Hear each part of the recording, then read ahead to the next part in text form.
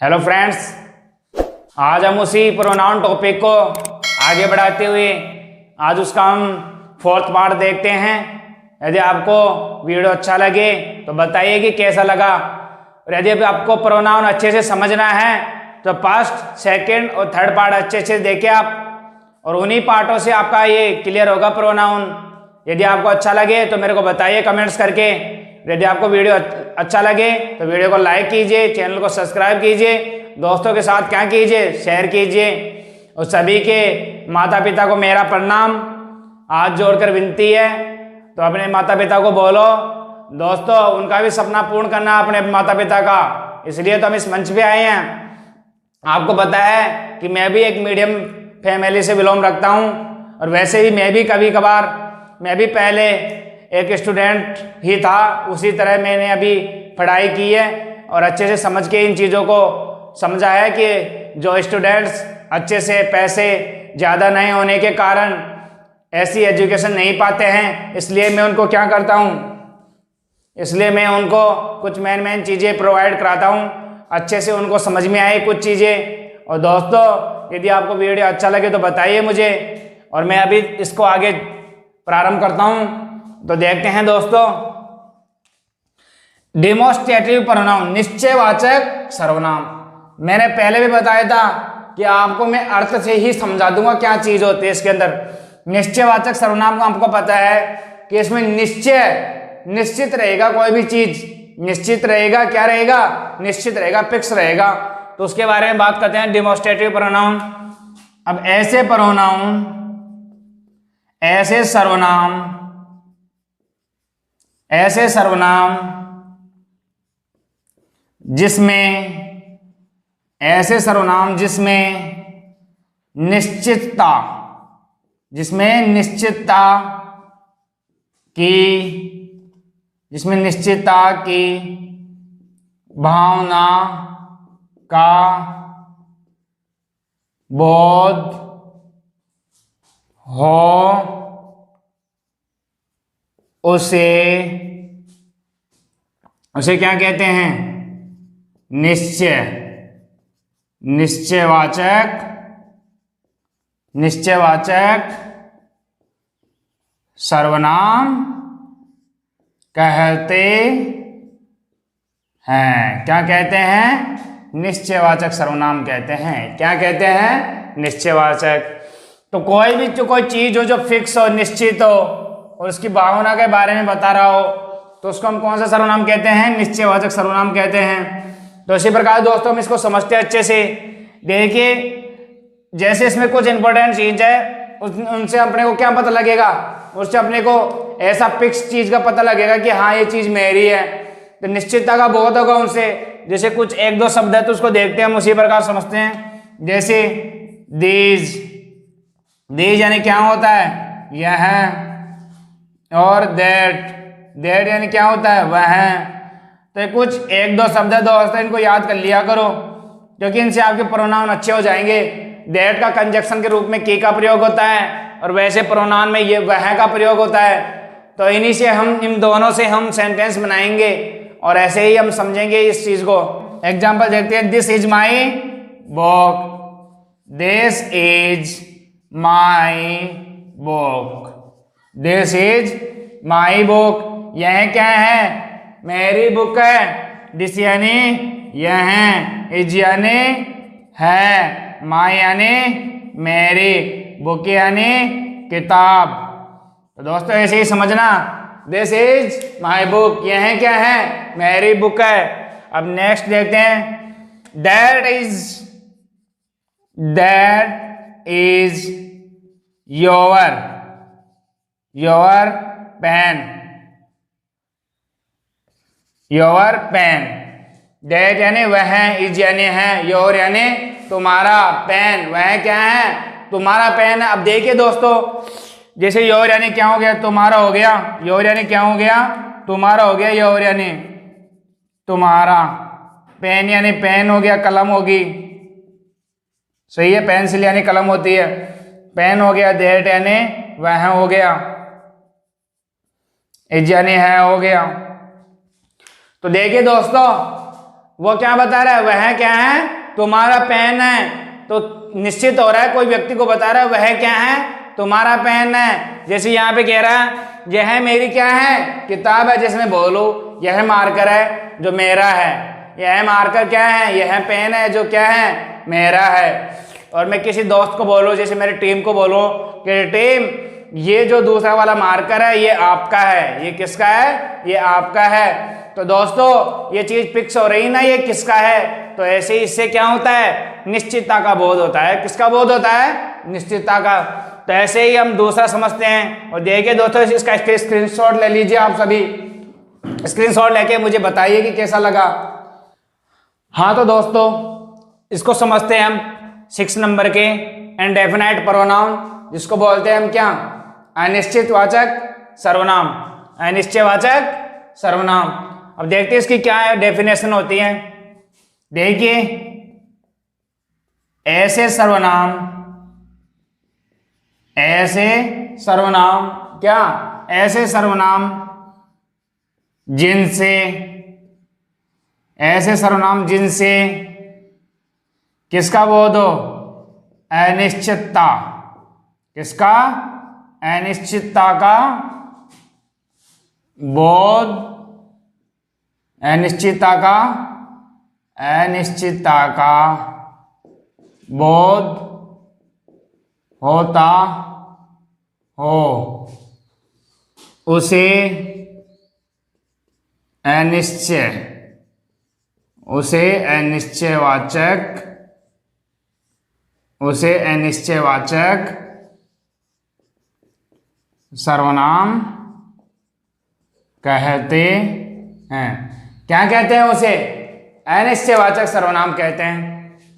ऐसे सर्वनाम जिनसे अनिश्चितता का क्या हो, बोध हो, उसे क्या कहते हैं, अनिश्चयवाचक सर्वनाम या फिर इंडेफिनाइट प्रोनाउन। तो ऐसे कुछ शब्द देखते हैं जो अनिश्चितता का बोध कराते हैं। जैसे मैं आपको बात करता हूं, कुछ इंपॉर्टेंट शब्द देख लीजिए आप जो अनिश्चितता का बोध कराते हैं। जैसे एनी, एनी, एनी यानी क्या होता है, कोई। जैसे समथिंग, समथिंग, समथिंग यानी क्या होता है, कुछ। समझ में आया कुछ। तो ऐसे ही दोस्तों अब इसके हम क्या करते हैं, एग्जाम्पल देखते हैं। इसके क्या देखते हैं हम, एग्जाम्पल देखते हैं। इसके क्या देखते हैं, एग्जाम्पल देखते हैं इसके अच्छे से। अब इसके एग्जाम्पल हम समझेंगे। तो इसी प्रकार दोस्तों हम इसके एग्जाम्पल्स को समझते हैं। किस प्रकार, देखिए क्या बोल रहा है, आई नीड सम मनी।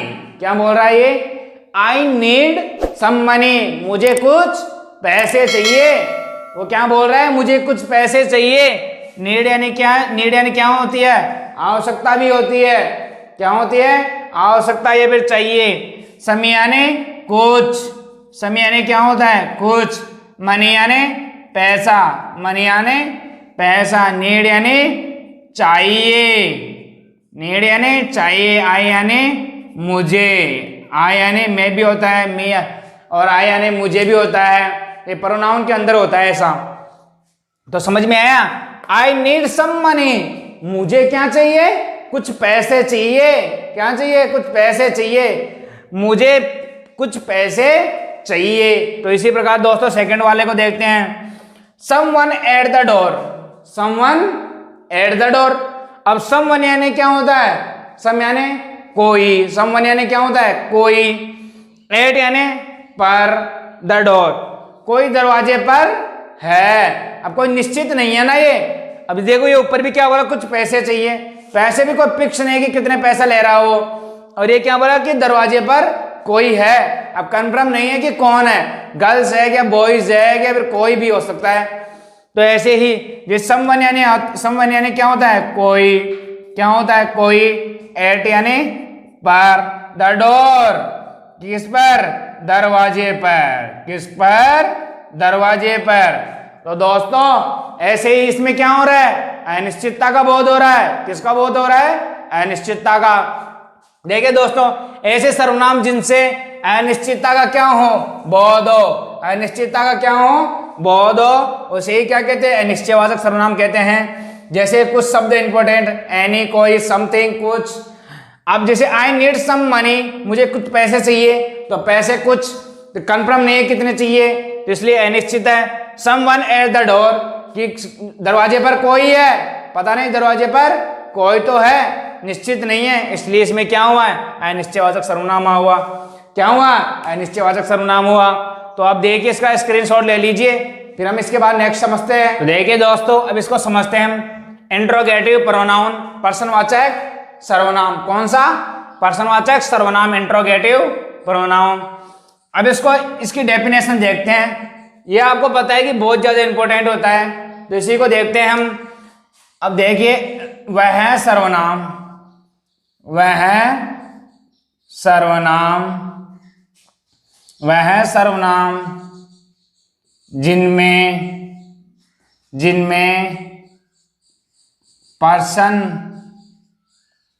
पूछने का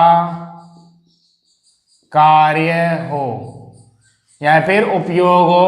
वह सर्वनाम जिनमें पर्सन पूछने का क्या हो, कार्य हो, या फिर पर्सन पूछने वाले क्या हो, शब्द हो। चलो शब्द लिख लेते हैं यहाँ पे हम। इसी प्रकार देखते हैं दोस्तों, यहाँ पे क्या बोल रहा है, क्या वह सर्वनाम जिनमें पर्सन पूछने वाले शब्द हो, उसे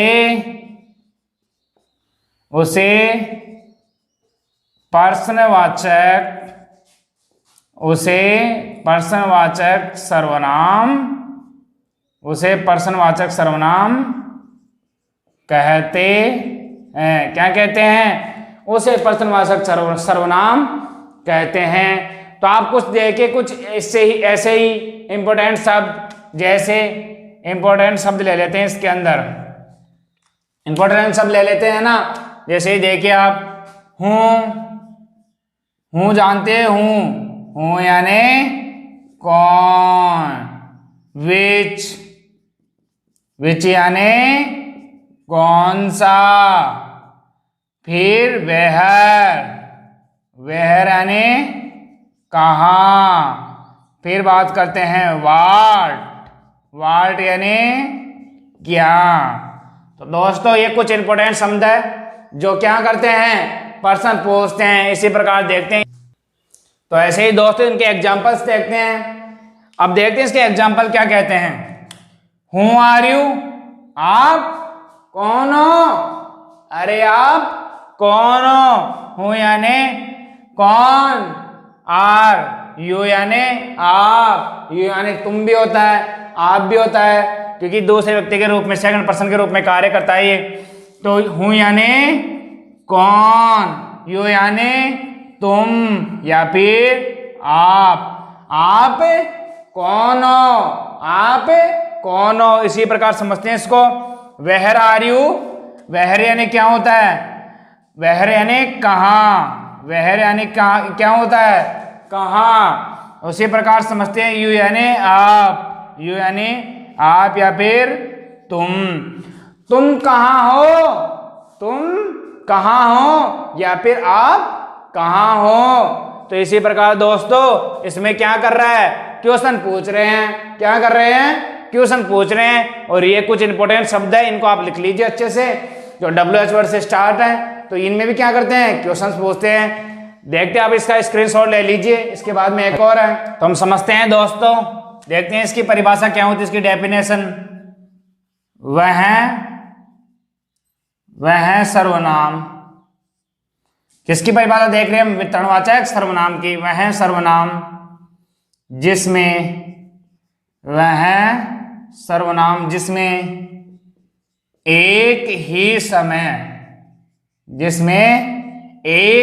समय, अब देखिए ये चीज इंपॉर्टेंट है इसके नीचे, जिसके नीचे मैं रेड मार्कर से अंडरलाइन कर रहा हूं। एक ही समय में एक व्यक्ति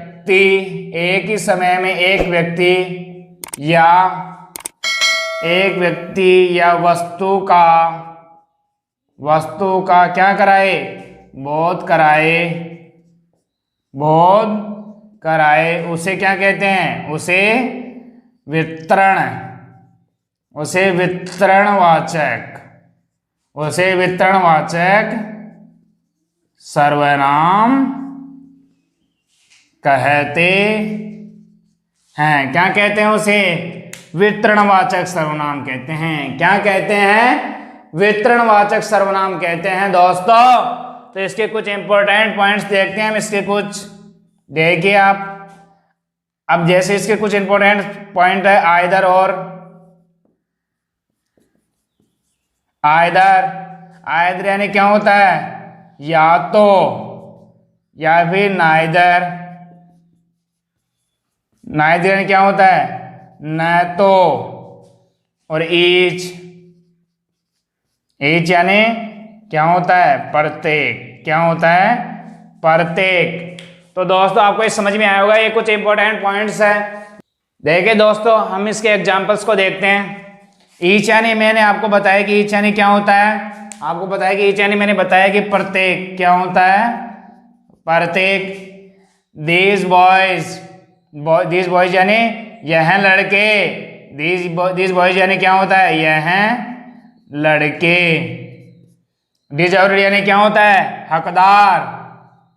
हकदार। और ए यानी एक। रिवार्ड यानी क्या होता है? रिवार्ड यानी इनाम। क्या होता है? इनाम। तो ये क्या बोल रहा है कि इनमें से जो है ना, अरे दीज यानी इन, देख दीज का यह भी होता है, इसका हम इन लिख देते हैं। चलो इसको अच्छे से अर्थ निकालने के लिए हम इसका क्या लिख देते हैं? इन लिख देते हैं। इसका हमने क्या कर दिया? इन। तो इन लड़कों में से है ना, प्रत्येक जो लड़का है ना वो क्या है? इनाम का क्या है? हकदार है। क्या है? हकदार है। तो देखो ईच यानी प्रत्येक, ऑफ यानी काके की, दीज यानी इन, बॉयज दीज यानी इनमें से, दीज यानी इनमें से, बॉयज यानी लड़के, डिजर्व्ड यानी हकदार। अरे जो इनाम के हकदार होते हैं ना, ए रिवार्ड, उनको क्या दिया जाएगा? एक इनाम दी जाएगी। एक इनाम दी जाएगी। प्रत्येक बच्चे को क्या दी जाएगी? जो चीज के जो इसके हकदार है, तो उनको प्रत्येक बच्चे को क्या दी जाएगी? एक इनाम दी जाएगी। क्या दी जाएगी? एक इनाम। इसी प्रकार इसको समझते हैं। वी यानी क्या होता है? हम। मैनी यानी, जैसे मैनी यानी, अब मैंने का अनेक अर्थ निकलते हैं। मैनी यानी बहुत भी होता है, अनेक भी होता है ना। गो यानी जाना। आइदर और या तो। टुडे यानी आज। टुमारो यानी आने वाला कल।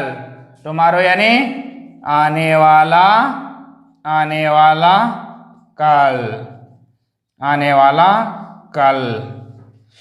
तो देखिए दोस्त इसको समझते हैं। ये क्या बोल रहा है? हम है ना या तो कल जाएंगे या फिर आज जाएंगे। कब जाएंगे?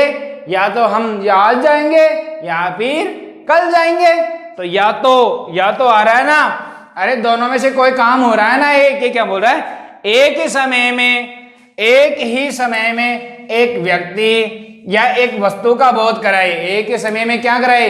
एक व्यक्ति या एक वस्तु का बोध कराए, उसे ही हम वितरणवाचक सर्वनाम कहते हैं। तो each of these boys deserved a reward. Each यानी प्रत्येक, इनमें से प्रत्येक जो लड़का है ना, इनाम का क्या है? हकदार है। इसी प्रकार इसको समझते हैं। हम है ना या तो आज या फिर कल। हम ऐसे किसी को नहीं बोलते क्या? जैसे कहीं पे जाना होता है अपने को, हम क्या बोलते हैं? या तो हम आज जाएंगे या फिर कल जाएंगे। बस दोनों में से सिंपल सी बात है। तो या तो आज या फिर कल। तो इसमें क्या हो रहा है? दोनों में से एक काम हो रहा है, तो इसीलिए एक ही समय पे हो रहा है। तो दोस्तों आपको अच्छे से समझ में आया होगा। और एक कुछ इंपॉर्टेंट पॉइंट्स इनको लिख लीजिए और इसके स्क्रीनशॉट ले लीजिए। और यदि आपको अच्छे से समझ में आया तो मुझे बताइए कैसा लगा आपको वीडियो अच्छा लगे तो लाइक कीजिए, चैनल को सब्सक्राइब कीजिए और दोस्तों के साथ शेयर कीजिए, कमेंट्स कीजिए और बताइए कि कैसा लगा आपको मेरा वीडियो। तो बताइए दोस्तों। और जय हिंद, जय Bharat. Thank you very much.